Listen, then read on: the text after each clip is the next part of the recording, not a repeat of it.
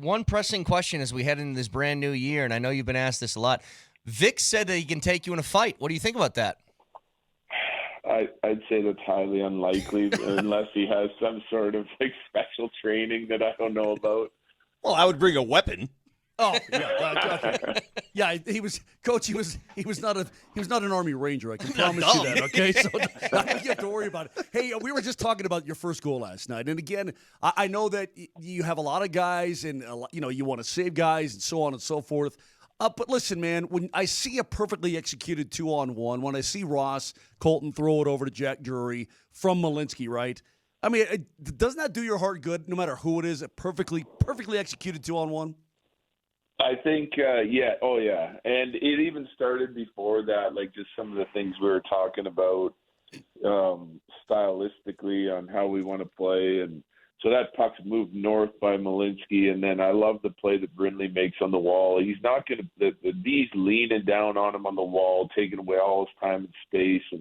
And he just, like, counter pinches the D and gets a piece of the stick so the puck goes by. And the other two guys were blown out of the zone. That's playing fast, it's playing north, and then to kind of slow it down and execute on the 2-on-1 was fantastic, especially like for me because it's Colton and Drury and like right now that's like our third line mix, like who's playing center, who's playing wing. I like Drury in the middle hole, and I like to leave Colton on the wall, and it's two guys that could be a big part of our third line and yeah, so to see them connect and create a little chemistry early on is really nice. And then they go get another one later as well in a real nice ozone play shift. So really good showing from those guys. And that was part of our evaluation process and putting them together in this game and seeing if they can kind of find that chemistry that we're going to need going into regular season.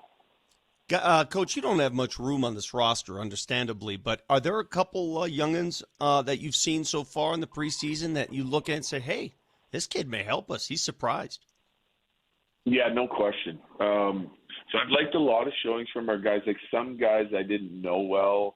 Some guys are new to the organization. But for me, in kind of two different roles here, we got Bardakov in a trade from Jersey a couple of years ago. He's a pro. He played in the KHL for a few years. He's a big, heavy, strong, competitive centerman. I got him as sort of like your prototypical fourth-line guy and hopefully one day third-line guy. But, like, solid checker, heavy, like goes through people, plays through people, both on the forecheck, like offensively, defensively, likes to get to the net front, plays in all the dirty areas. And he's had a good start to the season, Bardakov. Like he's finding a way to get on the score sheet. He's heavily involved. And then on the other side of it, smaller, faster, good motor guy in like Brindley. And he's a competitive guy who has a lot of skill and makes a lot of plays on the offensive side of it. He's part of both those guys' goals last night, the Colton and Drury line, plays with good players. I mean, he's found a way to get on the score sheet every night. I think he's got, he had 3 goals going into the night. He's in on a bunch of scoring chances again last night, and he's building his defensive game. And I think he sees our lineup and says, okay, well, if I have to play in the bottom 6, that means I got to kill penalties. He wants to do it. He's doing a nice job of it over the course of the preseason. So we just keep putting him in all kinds of different situations and see how he reacts, see how he plays. And he's a confident kid, so he's having a really good showing so far as well. Coach, the league has changed over the years. And it used to be if you were a smaller guy, man, you had to be Marty St. Louis. You had to be Paul Kariya, right? You had to be Theo Fleury to be able to flourish in the league, but maybe even stick in the league in a certain role. I know Brindley isn't the biggest guy, but this guy's a hockey player, and he produced at the World Juniors, and he produced in college. And I know that may be a numbers game right now, and he's still a very young guy, but how will a guy who's 5'9" and a $170 but is a hockey player, how does he now make it to the National Hockey League and have a long and awesome career? Well, number one, I think, it's making the most of your opportunities to start. So, like, he has a terrific resume and track record as an amateur. Turns pro last year. He had an injury that kept him out for a while. So it's a little bit of a rocky start. Played the American League. A little bit of a rocky start to his pro career. He's coming to a new organization. I know our guys, scouts, C-Mac, everyone really liked him, like in his draft here. We just couldn't get him. And, now he's here, and it's about continuing kind of to build that resume as you move up into the next level. So now he's coming in here and playing, preseason games against half rosters, and he looks fantastic. Looks like an everyday guy, no question. Looks really good in practice. Like the moment's not too much for him. He's not intimidated at all. He's going to continue to go out and play his game. That's kind of in his DNA. Confident kid, and you just keep getting put in situations like this, and if you continue to excel, then he's going to make it really tough to be putting him someplace else. And if he has to go down at times because he's a young guy, he can, and obviously that would be like a lot of puck touches and a huge roll down there. But if he's with us, it may change a little bit. But you want to make sure that we're going to continue to develop this guy to be the best player he can be long term.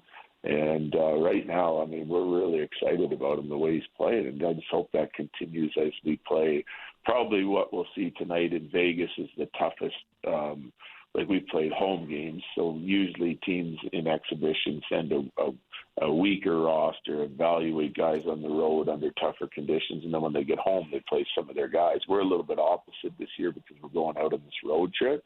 So it's going to be, I would guess, mostly NHL lineup tonight from Vegas and from us, and we'll see how he does in that game. And then, we'll probably see something similar in Game 6 in Dallas. So, it's a never-ending, working on yourself and trying to develop yourself, and you learn along the way with the experience, and he's off to a good start.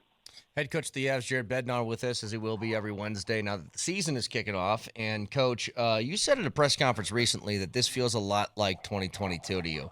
How much of that has to do with, for the first time, and no disrespect to anybody that was here previous, for the first time in a while, it feels like your 1-2 punch at goaltender is really solid, and you have confidence in it?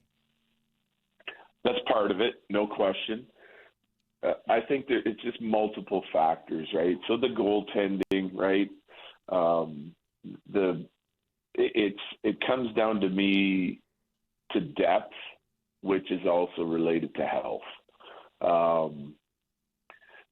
After 2022, we lose a bunch of guys. You just can't fill them all in one off season. Guys go sign lucrative contracts other places. It's great for them, and we were sad to see a lot of those guys go.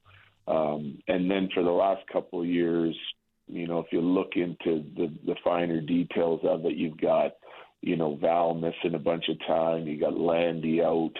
And those are two pretty big cap hits for our team. And then it puts the cap in a situation where you can't really replace them because maybe they're coming back. And so you're playing a little light and you're lacking depth. But what does it mean to have Gabe Landeskog just back on the ice, around the team all the time? Obviously, you want him as a player. You talked about it. Up and down the wall. Winger hard to the front of the net. But I don't know, Coach. He looks fantastic to me. What do you say? Yeah, no, he looks great. Yeah, he does. And I was expecting that after the way he came into, it surprised me the level of play he got to when he came into the lineup. He missed the start of the series, trying to get as much time. He plays the games with the Eagles last year, and then all of a sudden he comes in and the impact was incredible.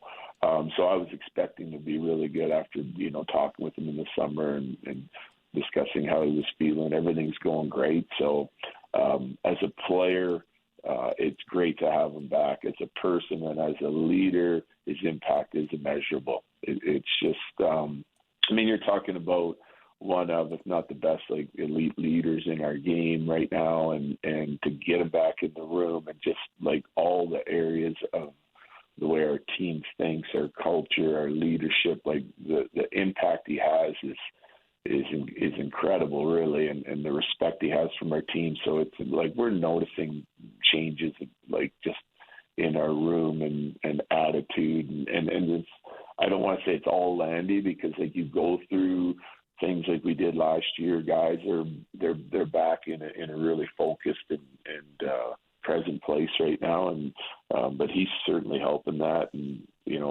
it's just really exciting. It feels like he never left already, and we're still just like in kind of week 2 of training camp.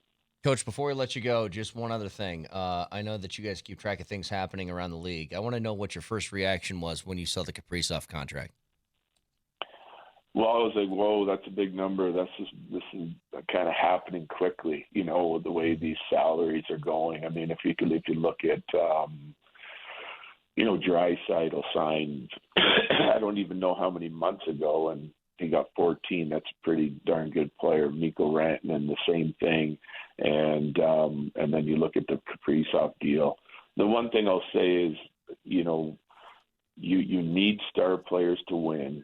And he's certainly a star player, and they're like an up-and-coming team right now. They just, shed a bunch of like dead contract stuff that they had from guys previously. So they have the money, and they need those types of players to win.